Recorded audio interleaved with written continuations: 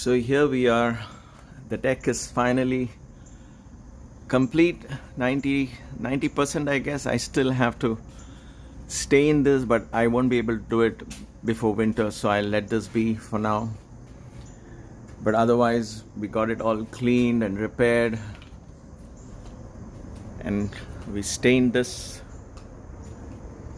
thanks to my friendly neighbor Steve, who advised me, and I fixed these double joists and fixed and supported them, put new boards where these boards had gone. Now the deck looks finished, almost there. Namaste, welcome to KYG, Kaivalya Yoga Gurukulam.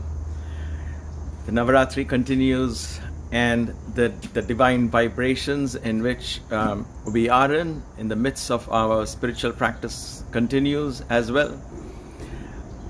Finally, I'm happy most of the deck work is over, as you just saw, and we will continue doing it in spring or summer next year.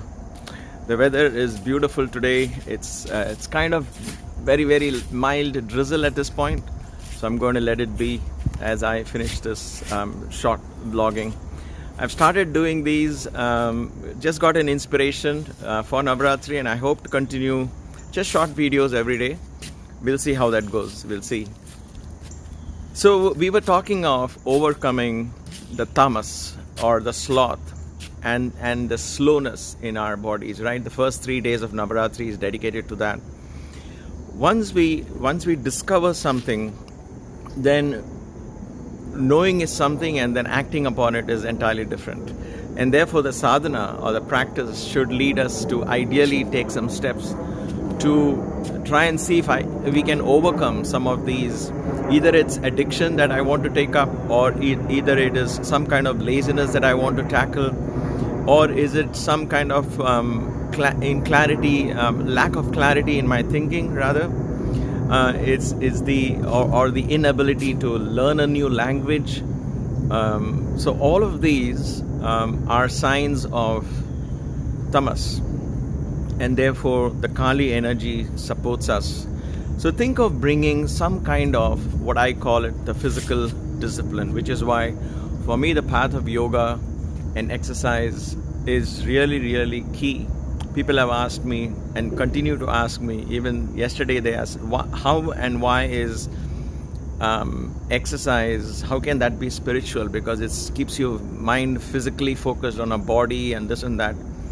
And my answer to that is, especially in the Kali phase that we are in Navaratri, it's good to ponder on the physicality. The physical body is not limiting you. It is just a tool. Then what is limiting us? It is our attachment to the physical body that is limiting us. It is our addictions to the physical body that is limiting us. Exercise in general, and yoga in particular, frees you from that attachment. It treats you to respect your body. Now it's a different matter that people are using it to glorify their physical bodies for other purposes, commercial purposes, ads, and so on. You see all of that.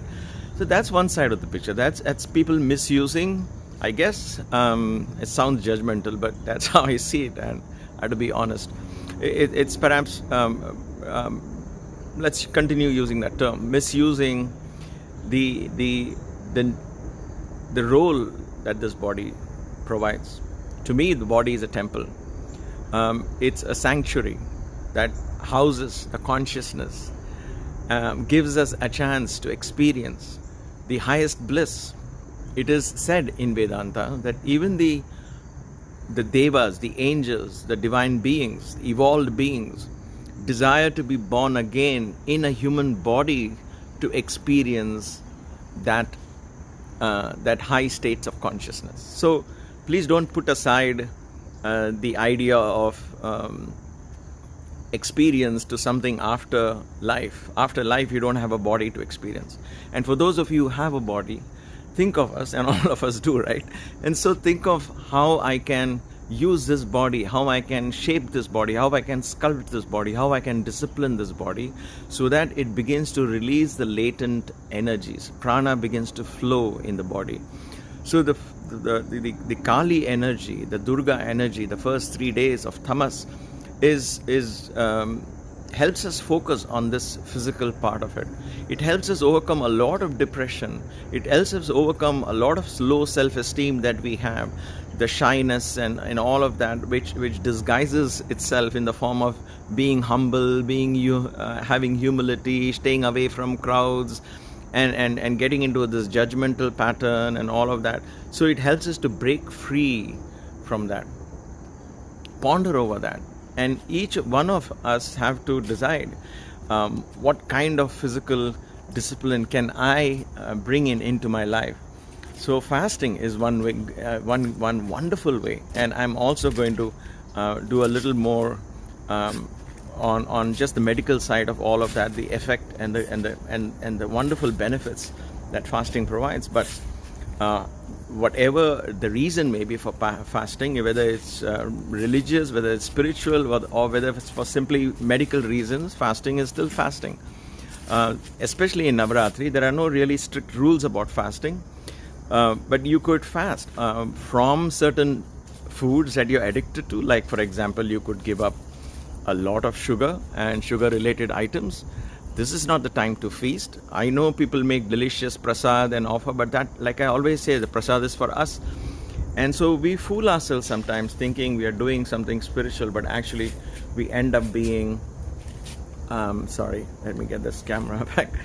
We end up being in a state of